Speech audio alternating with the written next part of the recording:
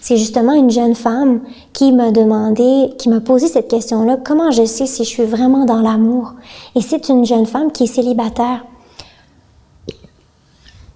Puis elle avait vraiment cette question-là profonde et je lui ai expliqué, je lui ai répondu, je lui ai dit, mais c'est quand t'es bien, c'est quand t'es en paix, c'est quand tu aimes ce que tu fais, quand t'es capable d'être bien.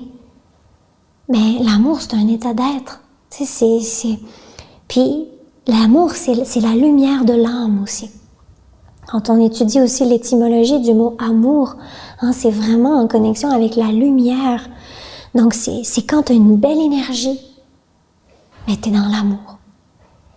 Puis je lui expliquais même à cette jeune femme-là, qui souhaite même éventuellement trouver l'amour, trouver le couple, puis apprendre d'abord et avant tout à s'aimer elle-même, à créer son équilibre à l'intérieur d'elle-même, comme Valérie nous le demande, comment le développer en tant que célibataire. Mais il faut simplement être heureuse, de travailler sur les mémoires pour préparer la sphère du couple dans ta vie. Donc, d'abord et avant tout, c'est comme si tu dois la préparer métaphysiquement. Comme une maison, avant de la construire, tu prépares les plans, tu dis « Ok, je vais mettre ça là, je vais construire ça comme ça, comme ça. » Puis si tu penses bien ton plan, ta maison va être mieux construite, tes fondations vont être plus solides. Donc, quand tu es célibataire, c'est super. Il faut juste que tu te dises « Voilà, je suis à l'étape des plans. Je suis en train de dessiner dans ma conscience, dans mes mémoires, les forces qui vont éventuellement m'amener à matérialiser un couple. » Donc, c'est super important, là. Prenez-le, ce moment-là, utilisez-le comme un moment super précieux parce que ça va avoir un impact sur ce que vous matérialisez après, sur la personne que vous allez attirer après. Donc, Et puis l'amour, c'est ça que je lui expliquais aussi à cette jeune femme-là. L'amour, c'est comme la couleur blanche. Dans la couleur blanche, tu as toutes les couleurs.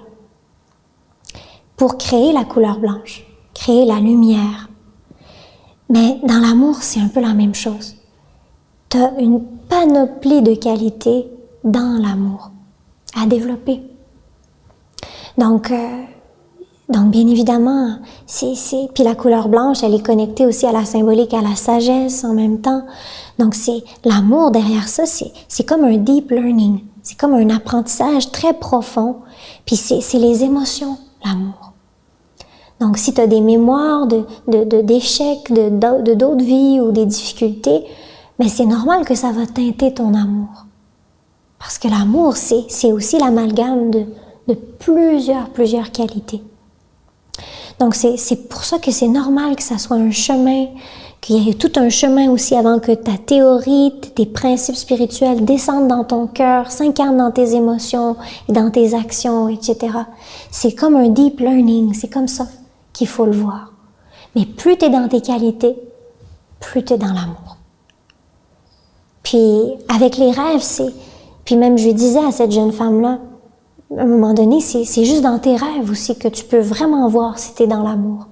Puis qu'est-ce qui reste à peaufiner dans ton équilibre intérieur pour être vraiment dans les qualités de l'amour. Puis avec les rêves, faut comprendre, c'est une vision globale de tout l'univers. Puis tu peux vérifier tes propres paramètres, tu peux vérifier les paramètres des autres en rêve, les paramètres d'une situation, d'un projet. Est-ce que ça va être facile, difficile? Pourquoi ça va bloquer là? Puis est-ce que c'est normal? Tu peux vérifier un data tellement profond par les rêves.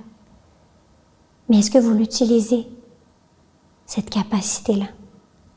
Est-ce que vous l'utilisez suffisamment? Est-ce que vous posez suffisamment de questions à la vie? Plus on en pose, plus on a des réponses. Puis les rêves, c'est un scanner. C'est juste que les gens n'y croient pas assez encore.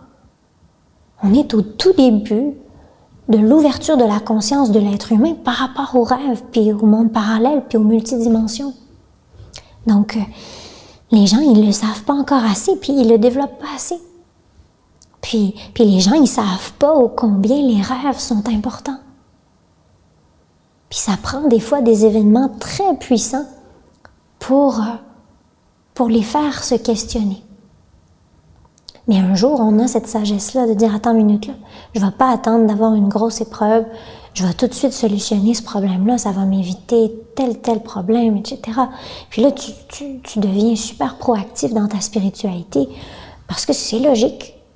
Parce que tu sais que la spiritualité va t'amener à plus de qualité, plus d'équilibre dans ta vie.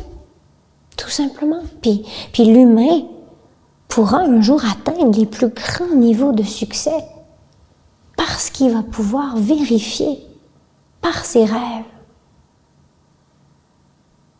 Parce qu'il va pouvoir vérifier avant d'exister.